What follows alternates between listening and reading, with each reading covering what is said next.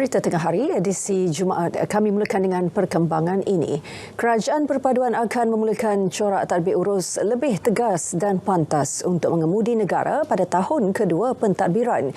Perdana Menteri Datuk Seri Anwar Ibrahim berkata, pada tahun pertama mengemudi negara, Kerajaan Perpaduan telah berjaya menyelesaikan pelbagai masalah asas rakyat. Cukup 1 tahun, maknanya percayalah. Dengan mandat yang ada, tahun ini kita akan mula dengan lebih tegas dan lebih jelas untuk membangunkan ekonomi negara dan keras menghadapi segala barang tentangan dan rintangan atau percubaan merosakkan sendi negara kita dengan penyalahgunaan kuasa dan rasuah. Beliau turut menzahirkan rasa bangga atas komitmen Jemaah Menteri yang menekankan tata kelola baik dalam usaha menghentikan amalan rasuah dan salah guna kuasa di negara ini.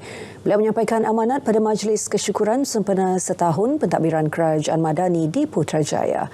Pada majlis tersebut, beliau bersama-sama Timbalan Perdana Menteri Datuk Seri Fadilah Yusof dan barisan Jemaah Menteri serta kira-kira 5,000 jemaah menunaikan solat maghrib, isyak dan solat hajat serta membaca Surah Yasin dipimpin Imam Besar Masjid Negara Ehsan Muhammad Husni. Isu ekonomi dan usaha meningkatkan pendapatan rakyat akan terus jadi tumpuan Kerajaan Perpaduan.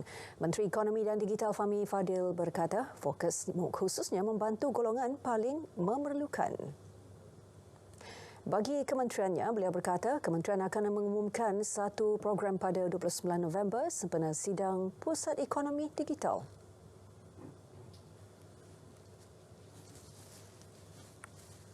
Sempena sidang PEDI, Pusat Ekonomi Digital, kita akan ubah menjadi Pusat Pembangkit Ekonomi Digital, di mana kita lihat ekonomi digital mampu menjadi satu cara untuk meningkatkan ekonomi rakyat, pendapatan rakyat. Beliau yang juga jurucakap Kerajaan Perpaduan berkata tindakan Perdana Menteri yang tegas dalam beberapa perkara seperti membantras rasuah dan mengukuhkan urus tadbir kerajaan telah memberikan keyakinan kepada para pelabur. Beliau ditemui media selepas Majlis Kesyukuran setahun pentadbiran Perdana Menteri dan Kerajaan Perpaduan.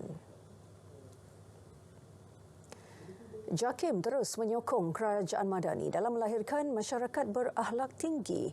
Menurut Ketua Pengarahnya Datuk Hakimah Muhammad Yusof, JAKIM akan mempelbagai program berbentuk modal insan kepada golongan belia bagi memastikan mereka mampu mencapai wawasan tersebut.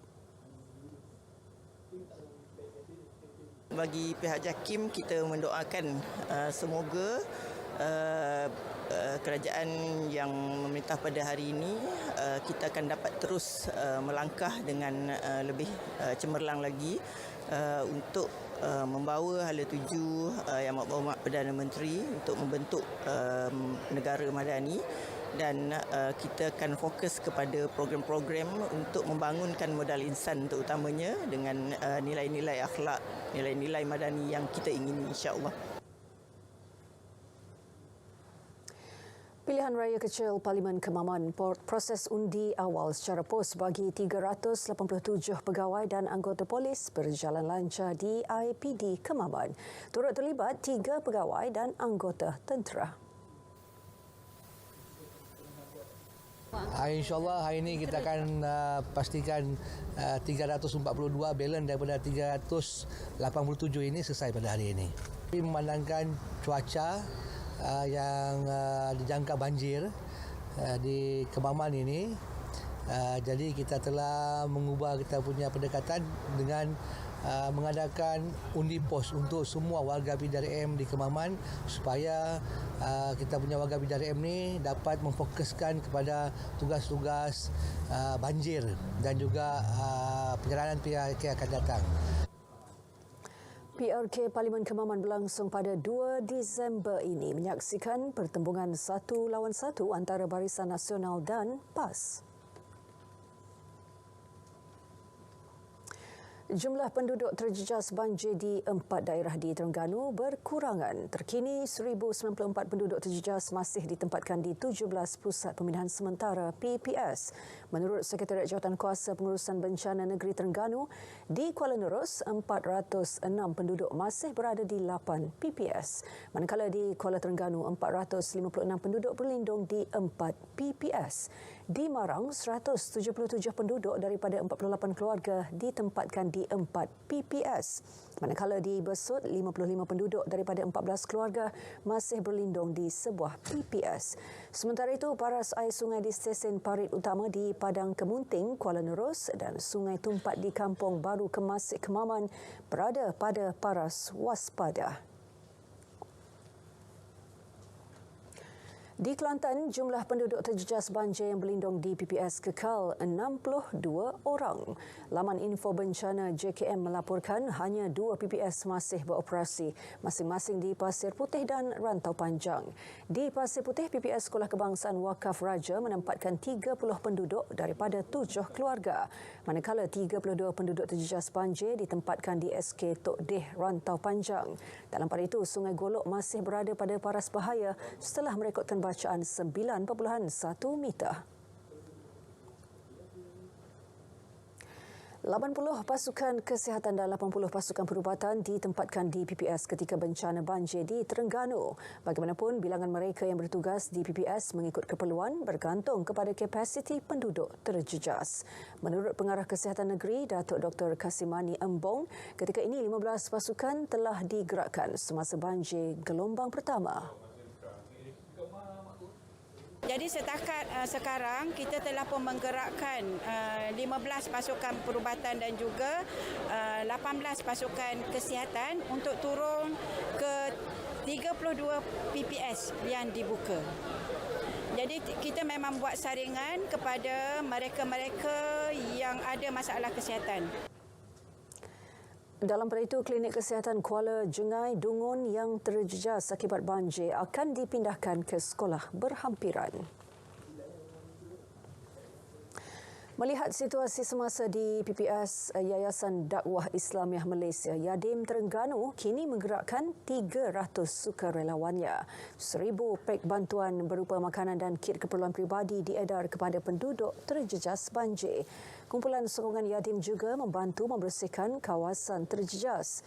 Mereka turut dibantu Regimen 512 Askar Wataniah Kem Padang Midin Kuala Terengganu.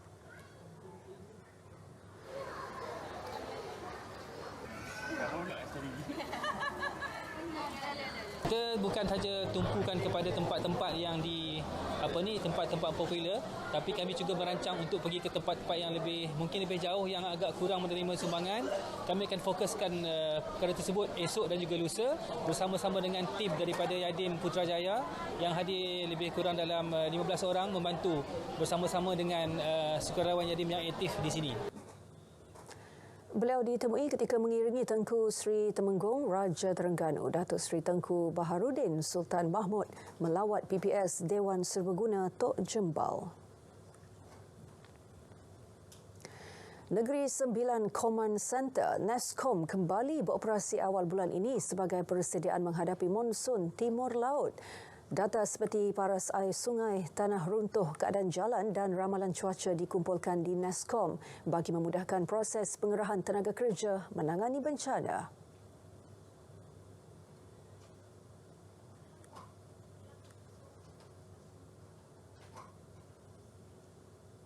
Berbagai kaedah. Pertamanya adalah kebiasaannya adalah laporan daripada orang awam diterima di daerah-daerah dan memaklumkan ada berlaku kejadian bencana seperti banjir dan sebagainya. Kalau musim sekarang musim MTL berlaku kejadian banjir, jadi dimaklumkan kepada pusat kawalan operasi kita di daerah dan pusat kawalan operasi daerah akan respon kepada kes-kes yang berlaku di daerah masing-masing. NESCOM dikendalikan Jawatankuasa Pengurusan Bencana Negeri melibatkan agensi berkaitan seperti JBPM dan ATM. Kumpulan Perbankan RHB merancang untuk meningkatkan peruntukan bagi perkhidmatan kewangan lestari selepas mencapai 99% daripada sasaran menggerakkan 20 bilion ringgit bagi segmen itu menjelang 2026. Pengarah urusan merangkap Ketua Pegawai Eksekutif Kumpulan Muhammad Rashid Mohamad berkata, komitmen semasa yang dibuat pada 2022 akan mencapai 100% menjelang tahun ini. Kumpulan berkenaan juga sedang meneliti sasaran seterusnya bagi tempoh melangkaui 2024. I think there's only one way is to go higher. So we will be looking at assessing what is our next target of our commitment. So we'll be sharing with you. I think internally we have deliberated and discussed. Beliau berkata demikian selepas sesi libat urus kerjasama antara RHB dan TNB.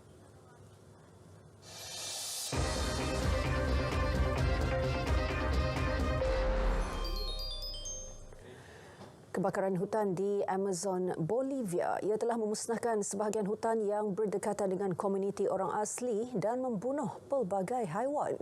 Di kampung Bibosi, barat laut Bolivia, anggota bomba dan sukarelawan berusaha memadamkan api yang marak dengan hos air dan baldi plastik. Kemarau yang berlaku beberapa bulan lalu telah mengurangkan bekalan air sungai mengganggu usaha memadam kebakaran. Menurut laporan terkini dari Kementerian Alam Sekitar Bolivia, lebih 96,686 kebakaran dikesan pada bulan ini. Sementara itu, aktivis alam sekitar berkumpul di ibu negara Bolivia untuk menuntut langkah-langkah menangani kebakaran yang memusnahkan flora dan fauna. Lebih 2,500 penunjuk perasaan pro-Palestin berarak secara aman di Berlin, Jerman. Ia turut disertai sekumpulan doktor menuntut agar menghentikan perang ke atas Gaza. Penunjuk perasaan juga melaungkan bebaskan Palestin ketika berarak. Mereka memegang sepanduk dan mengutuk Israel melakukan jenayah perang dengan memindahkan dan mengebom hospital. Pakar ortopedik dan doktor kecemasan Palestin yang berpangkalan di Berlin, Hisham Dashan berkata, dia sudah kehilangan 65 ahli keluarga di Gaza, menuduh televisyen Jerman hanya memberi tumpuan kepada Israel.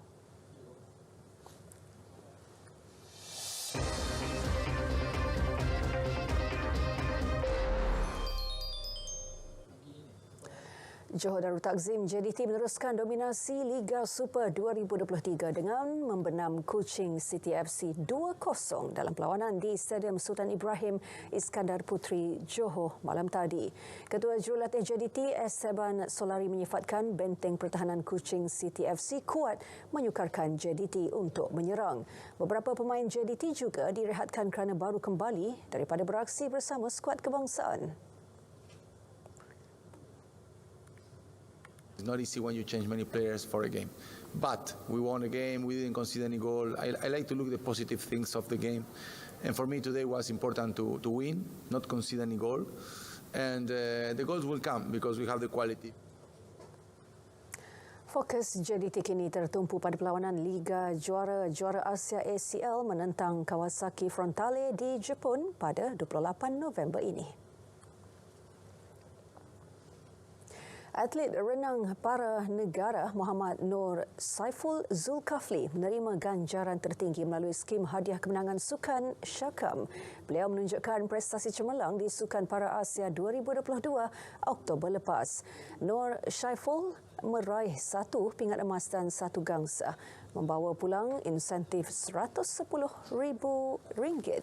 Atlet olahraga Muhammad Amar Aiman Nur Azmi meraih pingat emas serta memecah rekod tamasya acara 400 meter T20 dan atlet powerlifting Boni Bunya Gustin juga meraih emas acara 72 kg masing-masing, menerima insentif kedua tertinggi berjumlah RM90,000. Sementara pemain skuash wanita nombor 1 negara S. Siva Sanggari menjadi penerima terbanyak bagi tamasya Sukan Asia Hangzhou 2022 iaitu RM100,000. Hasil kejayaannya meraih 2 emas dalam acara individu dan berpasukan. Pemain skuash lelaki Eng Yen Yao pula meraih insentif kedua terbanyak berjumlah RM85,000 atas kejayaan meraih pingat emas acara individu dan gangsa berpasukan. Berita tengah hari edisi Jumaat berakhir di sini. Dari sungai ke segara, Palestin pasti merdeka. Malaysia Madani tekad perpaduan penuhi harapan.